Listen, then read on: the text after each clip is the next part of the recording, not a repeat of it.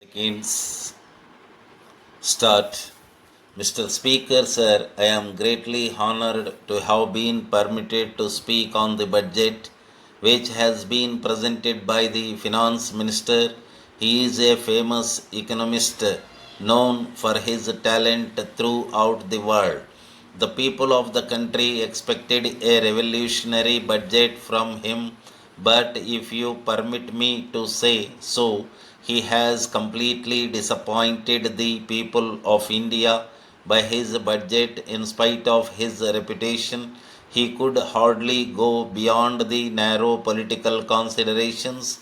While preparing this budget, it is clear that he has represented the budget more as a leader of the ruling party than as an economist.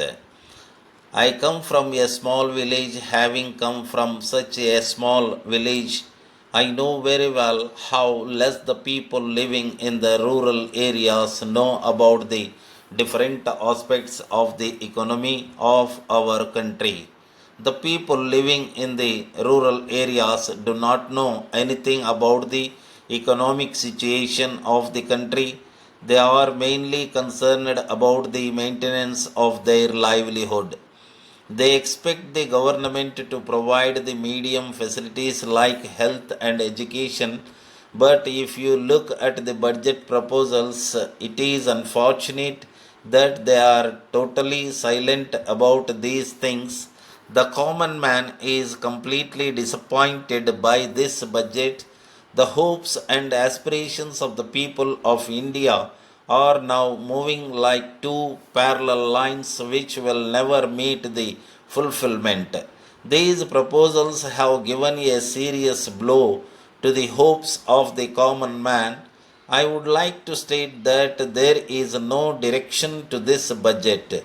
During the course of his speech, the minister tried to shift the blame on the previous government for the present economic crisis in the country. In this connection, I would like to remind him that he cannot forget his responsibility for the present state of affairs. He was holding very important posts in the previous government and has advised the governments on the economic condition of the country from time to time. If he would have done his duty sincerely, I have no doubt that the economy of the country would not have been in this state as it is today. I would like to mention that the people of the country have developed serious doubts about the sincerity of the finance minister in his efforts to bring back the economy of the country to its past glory. I would also like to state that the proposals in the budget are a clear indication of the fact that the government had completely surrendered to the World Bank and other international financial institutions.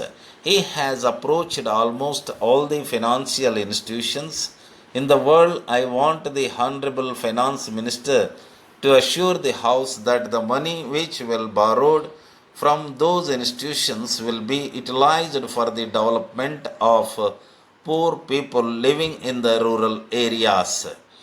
If he is prepared to give such an assurance, I am very sure that the people are ready to sacrifice their interests for the interest of the country. India is an agricultural country, and agriculture is the major occupation of a large number of people living in the villages. I hope the finance minister is fully aware of the fact that the industrial development of the country is entirely dependent on the development of agriculture, but I should like to say that he is very harsh to the farmers. The withdrawal of subsidy on the fertilizers, in addition to the increase in their price, will affect the small farmers living in the rural areas to a large extent. Dear Sir, I am in receipt of your letter of 2nd instant and happy to learn that you have decided to visit India during the month of September in connection with the seminar on the scope of development of tourism in India. I am fully aware that you are interested in the field of tourism from the very beginning and promoting it since a very long time. As you are aware, India has a great potential for the development of tourism.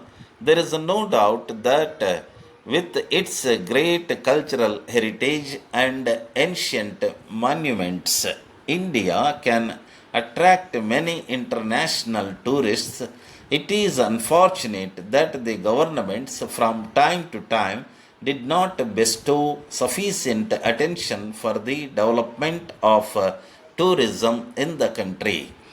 You may be very happy to know that the present government has understood its importance and is trying to give it its due share. It has realized that tourism is not only a good source of earning foreign exchange but will bring together the people of different nations in the world. But you can understand the limitations under which the government has to work in a developing country like India. It has therefore been decided by the government to encourage private entrepreneurs for the development of tourism industry.